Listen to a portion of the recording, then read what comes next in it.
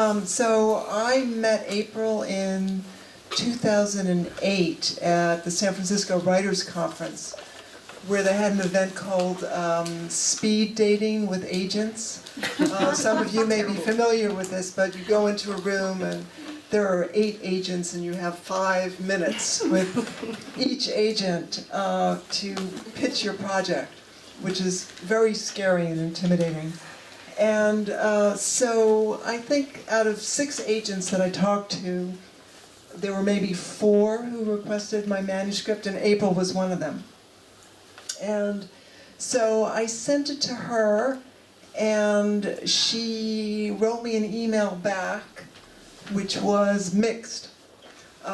She liked the quality of the writing, but she felt that there were things about the story that were quaint and archaic. We can laugh about this now, but I did try to be very diplomatic. Yeah. And I've told my students the story, so they'll forgive me if I repeat it, but I had previously done my PhD in English literature, focusing on Henry James and Edith Wharton, and when I got April's email, I had a kind of aha moment where I realized that I had written a 19th century novel, and that it was kind of paced, the pacing, because that was your issue, but there was nothing about the pacing in the exposition that was very Jamesian, Whartonian, and so I told April that I would, you said in your email that if I streamlined it and edited it, that you would be interested in looking at it again. And that means start over. And I did. And then 3 years later... 3 years? This is the first time you got that right. I know. I always thought it was 1 or 2, but it was 3 years later. You sent it back to me, yeah. And it much improved. I mean, it had lovely bones to it. I always like to say that. I see all agents see thousands of manuscripts a year, either by email or at conferences. And when I meet someone at a conference who pitches me something, even if it's only some speed dating is only 3 minutes, which is almost impossible to really enough time to get a handle on the writing, but in this case it was a full 5 minutes.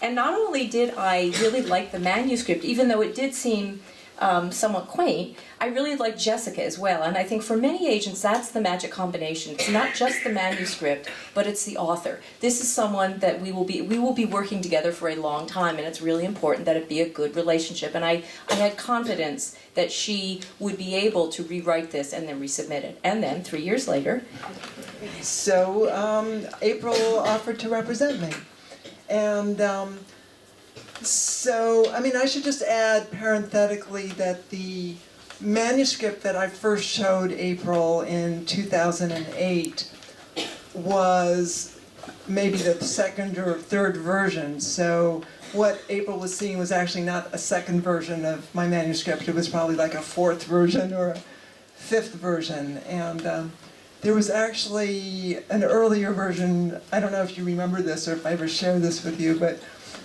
there was an earlier version that had a really disastrous title called A Calculating Woman. Did I ever share that with you? No, that's a different title. So this is really addressed toward my students, because this is the moral of the story, that sharing your work and early on is a really good thing to do. So I had a much earlier version that I thought A Calculating Woman was a very witty title, and because I've always been interested in the kind of the struggle between the head and the heart, and how women very often will make relationship decisions that are based on a certain amount of cool analysis, like, will this guy make a good husband, a good provider, or will he be faithful, as opposed to just making more passionate decisions. And so I had the idea of this heroine who would have this conversation between the head and the heart, and so I thought A Calculating Woman, with kind of a play on that 1930s connotation. And I was at a previous conference in Hawaii where I spoke to some agents who said to me, no, people will never understand what that means. They'll immediately think this is about a femme fatale. Whatever you do, don't use that title, a calculating woman. So by the time, I had changed the title by the time I saw it. Yeah, yeah. And the title was part of the draw. Actually, The Geometry of Love is the title of Jessica's book. And I really liked it. A good title is important because people really do buy books by their covers and their titles and nice things that people say about the books on the front or the back of the book.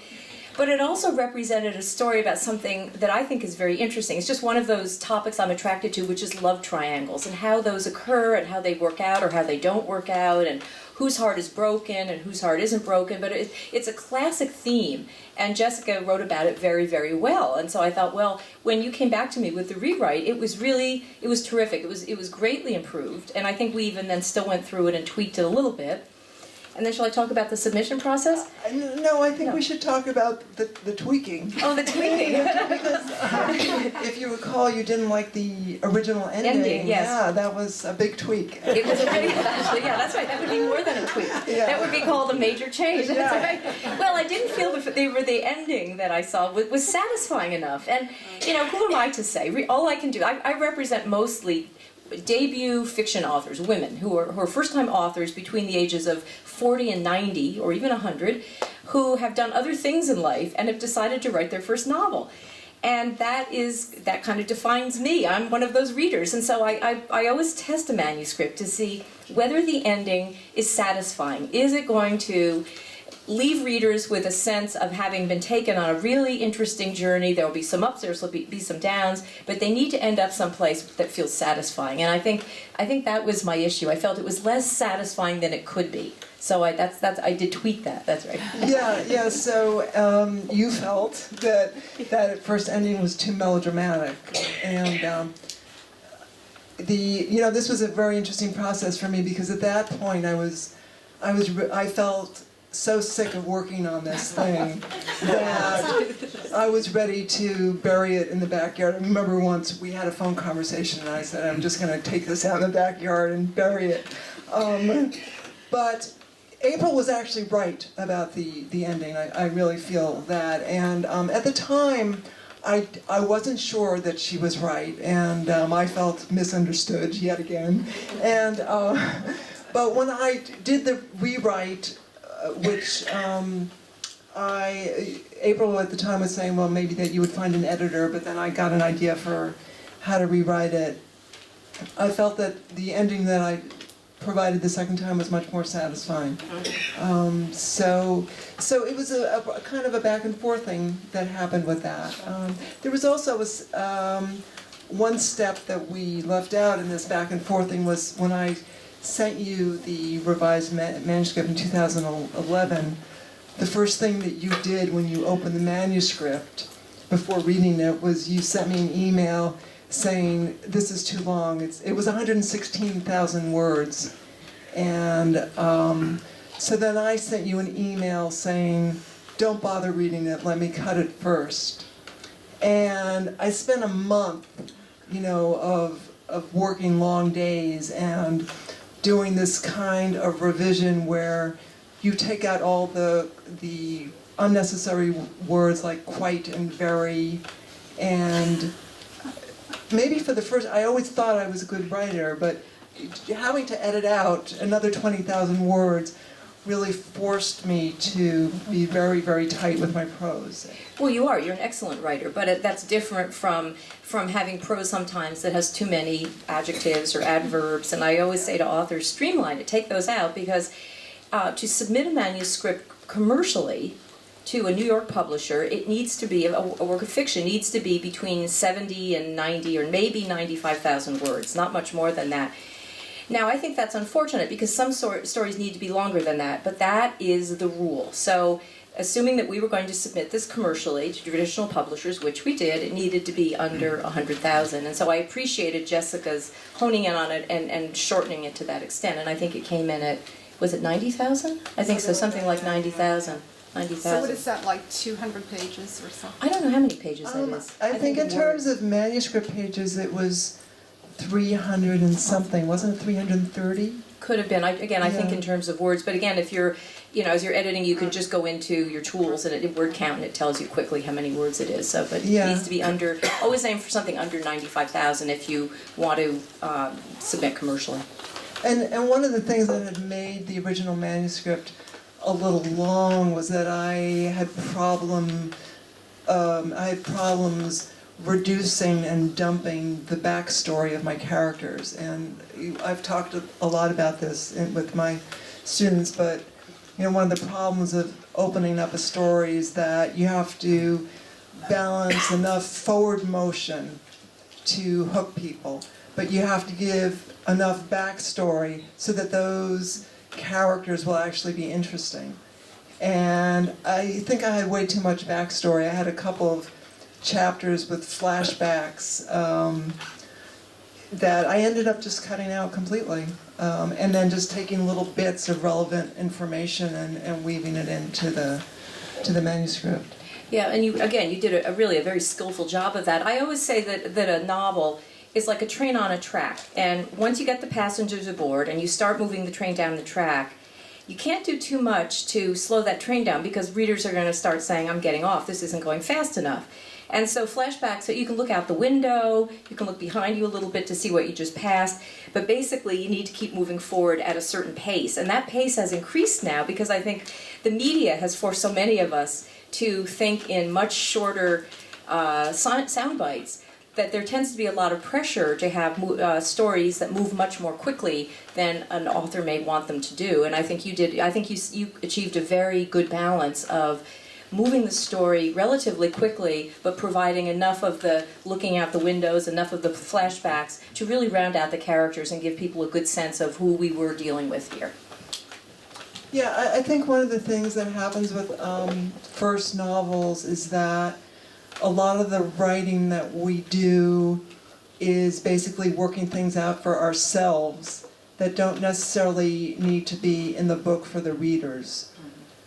So there's a process of creating the history of the characters, creating the history that lays the groundwork for whatever the action is going to be. And sometimes you actually just have to go through that process. I mean, I cut about 40 pages of backstory, but actually there had been originally about 200, which I spared you.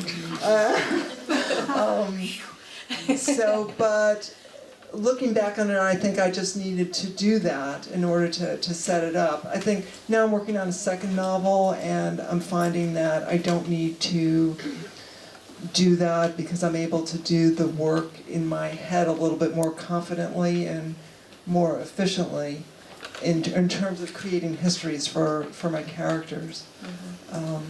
Well, no, I agree. And in terms of backstory, it's funny, I was just in Geneva this past weekend at the Geneva Writers' Conference and met with dozens of authors, and so many said the same thing. I'm constantly reminded that as a writer, the story begins to tell itself to you, and you think you know where it's going, and you write it, and you write it, and you write it, and then you make it to the end, and you realize it's a slightly or even a very different story than what you might have started out with. And a lot of what you're describing is adding in the backstory so that you really can convince yourself of what the story is, but then ultimately the reader doesn't need to know it all. And it takes a brave author, I think, to work with an editor or an agent who's acting as an editor who says, this is great, but you need to chop 20,000 words, and you have too much backstory. It's a very brave process because it forces you to look at this and as they say, kill your darlings.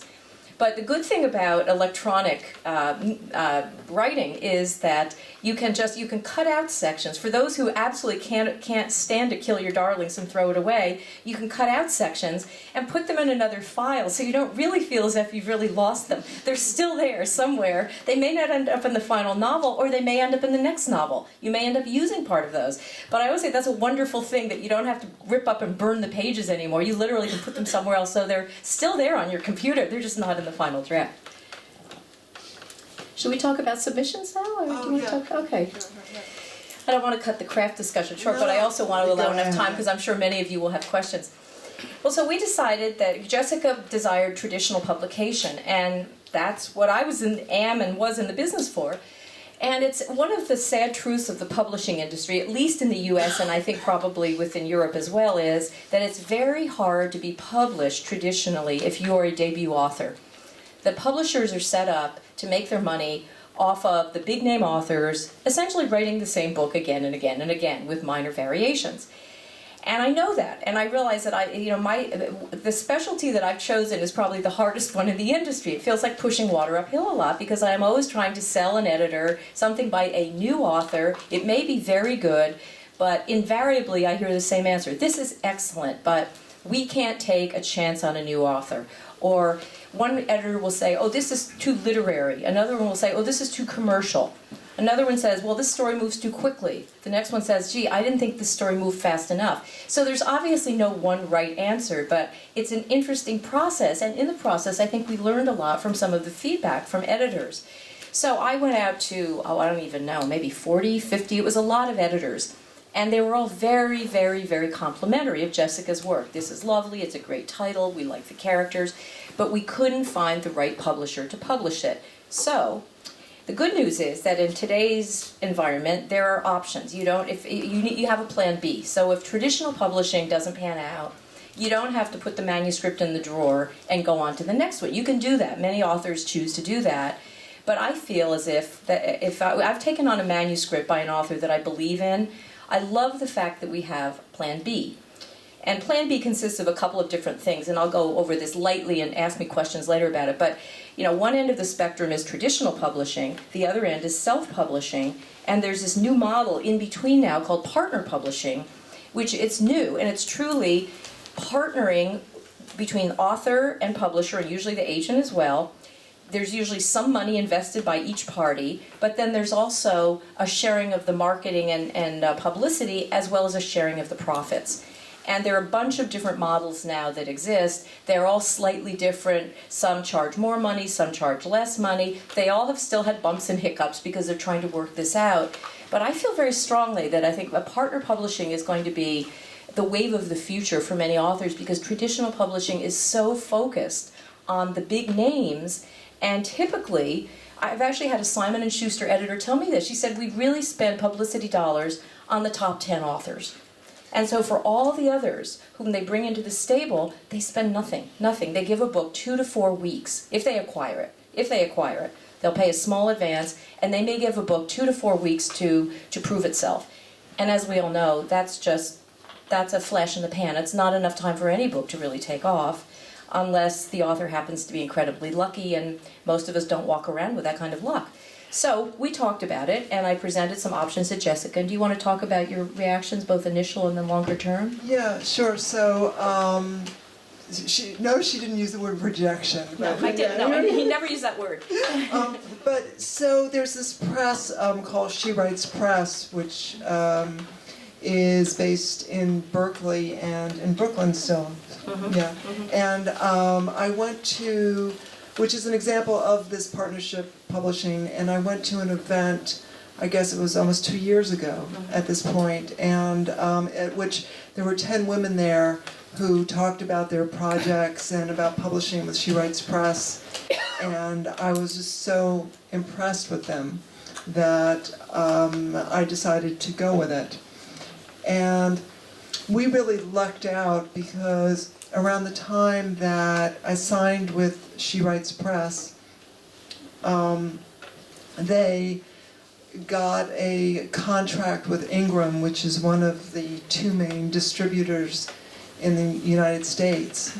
And so that meant that my book was being published by a hybrid press, but that it was going to be distributed in a mainstream fashion. You want to talk about that a little bit? Yeah, including bookstores. I mean, ironically, I think, at least again in the U.S., I'm talking about that right now, I think most books are sold on Amazon. Very, very few books are bought in bookstores, sadly enough. However, there are 2 factors at work. Every author I've ever talked to and worked with has wanted his or her books in a bookstore. And I think that's right. It gives a certain legitimacy, a certain validity. It's wonderful to walk into a bookstore and see your book there on the shelf. It's a real thrill. That's number one. I mean, I think the other thing is that bookstores, do a good job, the smaller bookstores in particular, do a very good job of hand-selling books. And I find that many readers I know want to be able to walk into their independent bookstore and say, what can you recommend? And the bookstore owner will select 3 or 4 or 5 based on the type of things that you like. And so it was important, I think, to make sure that the book got into bookstores, and working with Ingram, this distributor, enabled us to do that. So I think that was really key. Right, and I think about 85% of the sales have been bookstores, not Amazon. Oh, has it been that high? Yeah, it's Okay. been very high, yeah. So, so I also hired a publicist, which is what writers do now, even if they're published by the mainstream houses. And so she circulated my manuscript, and I was very fortunate that I got a very positive review from a journal that goes out to librarians and called Booklist. And so that was a huge boost for sales too, because there were a lot of library orders. So that was a lot of work that was done for me by my publicist very reasonably, and truly paid off. Yeah, and a publicist is not inexpensive in the U.S. I mean, it's probably about between $5,000 and $10,000. You can go higher if you want to, but there are publicists now who will work with independently published authors, as well as every traditionally published author I work with has also hired a publicist. It's just necessary because, again, the Random Houses and the HarperCollins and the Simon & Schusters don't do the publicity that they used to, which is a real shame. So this is a cost of doing business now in the publishing world. But the publicist that I found for Jessica, after interviewing 37, most of whom said, I charge a monthly retainer. I only take traditionally published authors. Blah, blah, blah. You know, there was some reason, and they were too expensive. And I respect the fact that for any individual, $5,000 to $10,000 is a lot of money. I mean, that's a major expense. And I wanted to make sure that the person whom we hired was somebody who could do the job. And I think she's done a very, very good job. She only takes on authors whose work she believes in, and she tries and tries and tries. Yeah, and I would say that there are some publicists who do things a little bit automatically, like they'll set up Twitter feeds for you and stuff like that. But this woman I work with, her name is Caitlin Hamilton. She read my book, and in my first conversation with her, I was so struck by how attentively she had read it and how she really grasped what I was talking about and was able to tease out many of the themes and questions on why it would be an interesting book club selection and all that. So she is a truly excellent reader, is one of her truly strong points, as well as being very detail focused and everything else that a publicist needs to be. Yeah, and she turns down a lot of projects. Again, I think she's selective, which, by the way, is something that differentiates a partner publisher from what I would call a vanity publisher. Partner publishers are selective. They select the projects they think will actually succeed. A vanity publisher, such as Author House, Author Solutions, iUniverse, Ex Libris, they're all part of the same big package now, will take anybody, and they'll charge you a lot of money to basically print your book and then dump a whole bunch of copies in your garage or your attic or whatever and say, here, you sell it.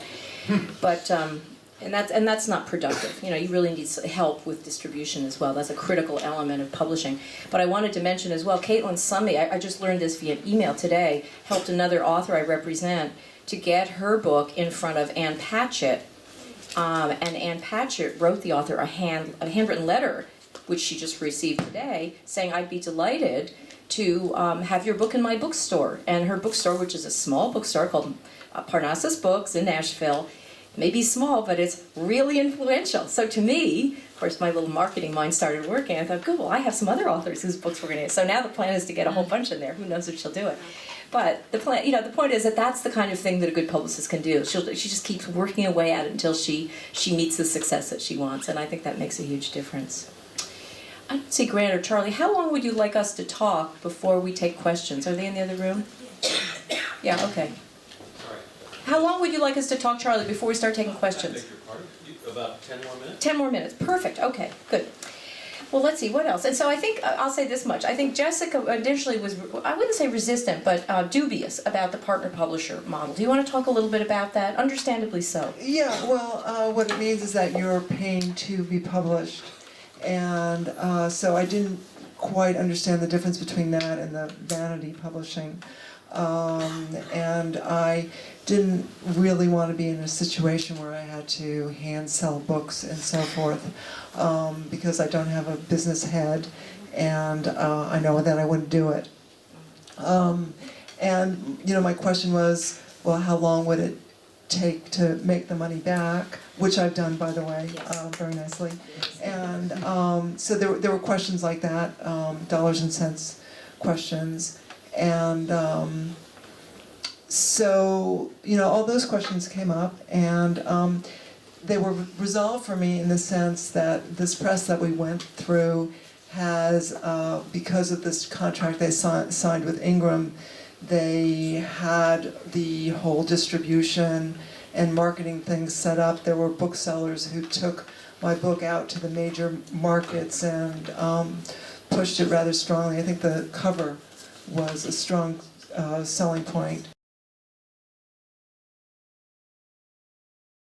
And I myself chose the photograph for that, and we helped design it together. And looking back on it, I'm really happy that I did go with this press. First of all, because I did have so much control over the cover, and also because I wasn't forced to do any more rewriting or revisions. Just to talk about the whole process of submitting to editors, it still galls me that after having spent somewhere between 10 and 15 years on my book, and having gotten lots of professional input and lots of thought from a professional or two, that you can send your manuscript out to somebody who kind of races through it in 24 hours and then tells you that you need to spend another 4 or 6 months rewriting it, which is what can happen to you when you go into publishing with a mainstream house. And you told me at one point that sometimes they can tell you to rewrite it after you've signed the contract. Is that the case? Oh yeah, and sometimes you'll rewrite it, and then they'll still say, "No, I'm sorry, this isn't right. This still doesn't work." And I hear this fairly often. Typically it's before they've signed a contract, but they'll say, "If you rewrite it and do this and that and the other thing, then we'll consider publishing it."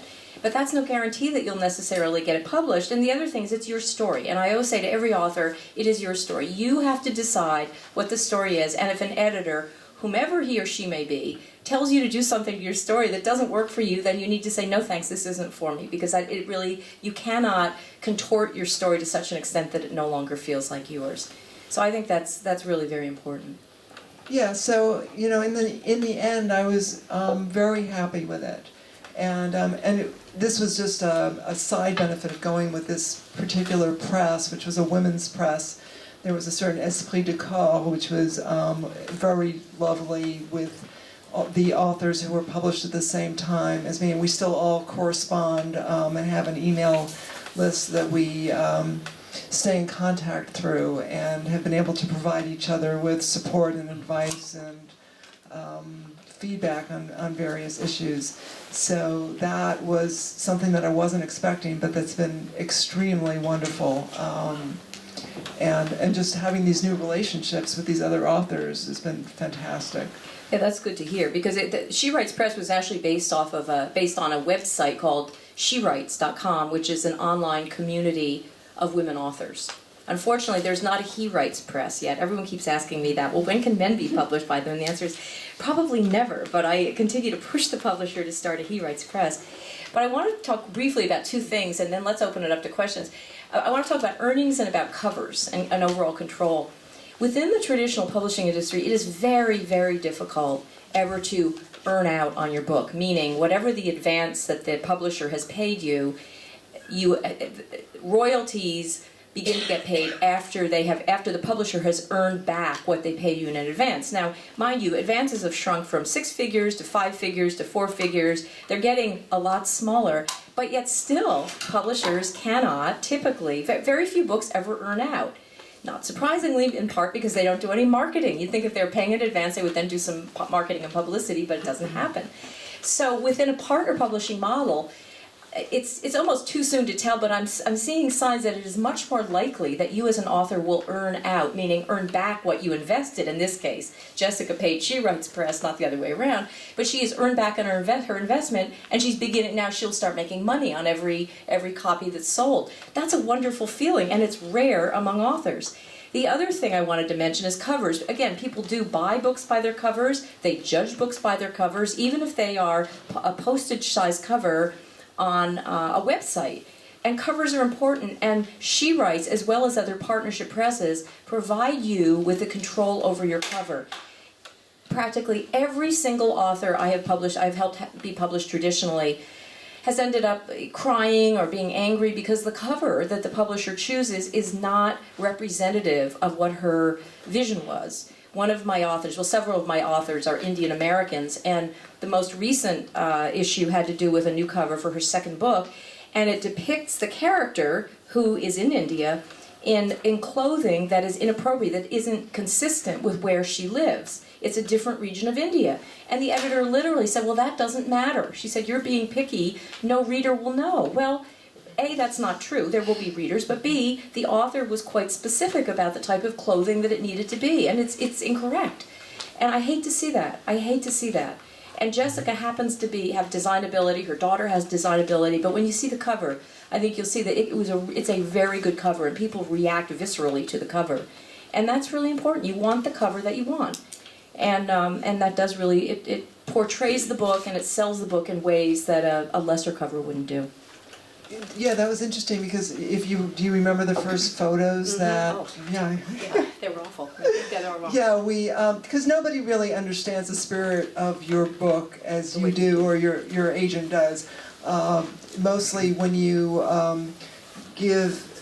the way it works is you will give a designer notes about your book. So it will be like a page form that you fill in. So even working with She Writes Press, there was that page form, describe, the theme or whatever. And the first photos they sent me, one was almost graphic, of two people having sex, and another one was a woman who was topless, seen from the back. And so, all wrong. I mean, there was sex in the book, but Yeah, that but wasn't. It's not. But the cover, those covers would have depicted the wrong thing. They would have made it seem like 50 Shades of Grey or something different, a message that we did not want to convey. And so we actually, Jessica was in Berkeley at that point. Remember, we drove over to the designer's house and kind of hung over her shoulder as she was manipulating the cover on the screen. Right. So we got the cover that Jessica wanted, and that's amazing. That was a first. That has never happened in the industry, because typically I try to negotiate into the contract that a publisher will give an author consultation over the cover, but never final say. They don't do that. They have bought the rights to your book. It's up to them, the publisher, to design the cover they want. And too bad if you don't like it. I mean, they're not usually that harsh, but it has happened when there's been quite a disparity between what the author wants on the cover. So the package with She Writes Press at the time was $3,900. So that's, let's say, $4,000. And then I spent $5,000. I think we started $4,000 with my publicist. So that's about $9,000. And then with miscellaneous expenses, I think it came up to be $10,000. And I believe I've made all that back, though I have to see the final figures yet, haven't come in. But so, I mean, I think my book was one of the better sellers at the press. I got a lot of good reviews, and the book list definitely propelled it. So, so I was fortunate, yeah. well, more than fortunate, you're a good writer. But yeah, the investment is typically, I'd say, about $10,000. So that's not small change. But I always say to people, if the choice is not getting published and saving up, and it's also often an alternative choice. You don't take the vacation, you don't buy the new car and save up for it. I think it's $10,000 very, very well spent if that actually allows you to get your work out there in a way that's satisfactory to you. So it's not cheap, but on the other hand, and also I work with a lot of self-published authors who have sometimes gone right to self-publishing as opposed to partner publishing or traditional publishing, and they end up spending at least that much, if not more, Now, that you can also make a larger percentage back. If you self-publish through Amazon, for example, you can make up to 70 or 80%. But self-publishing is a whole business. If you want to self-publish your work, you really need to learn the business. It's sort of like doing your own plumbing. I always say to people, unless you know plumbing, hire a plumber. Because otherwise, hot water will come out of the cold faucet and cold water will come out of the hot faucet, or worse. So it really is.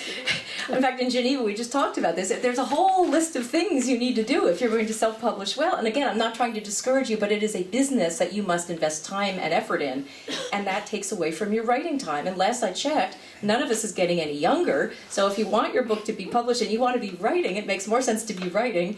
And again, allocate the budget to publishing. Now,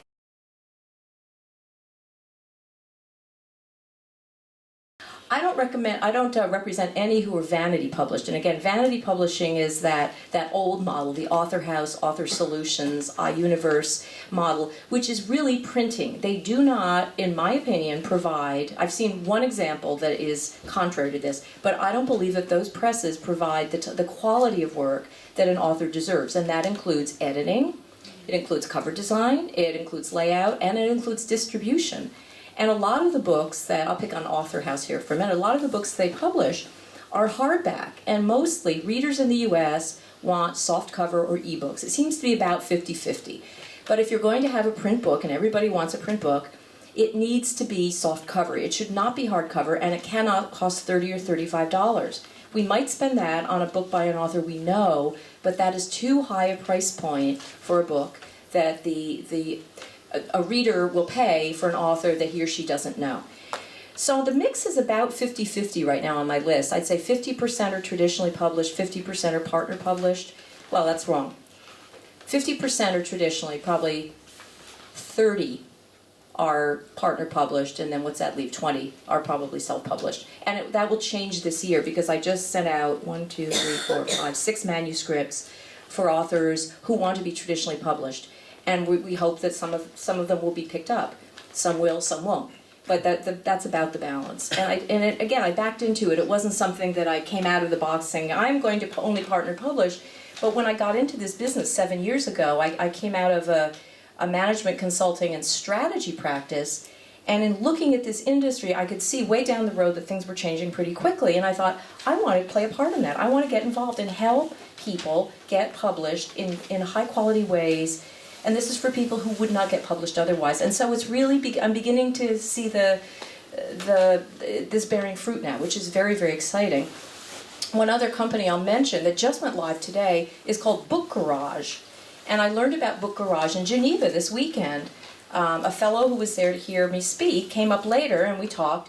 And he has been putting this together for about the last year and a half. And that is a Europe-based company that is focused on English writers to help books get published well. So it's another partner publishing model. And I don't know much more about it than that right now, but I'm interested. I wanted to mention it because it's yet another new partner publisher that I think will really serve English-speaking writers in Europe. Publicist typically only does the publicity. So in other words, she would send your book out for reviews. She would get your book in front of people like Ann Patchett. You want to talk a little bit more? Yeah. So what Caitlin did for me was she sent it out for reviews.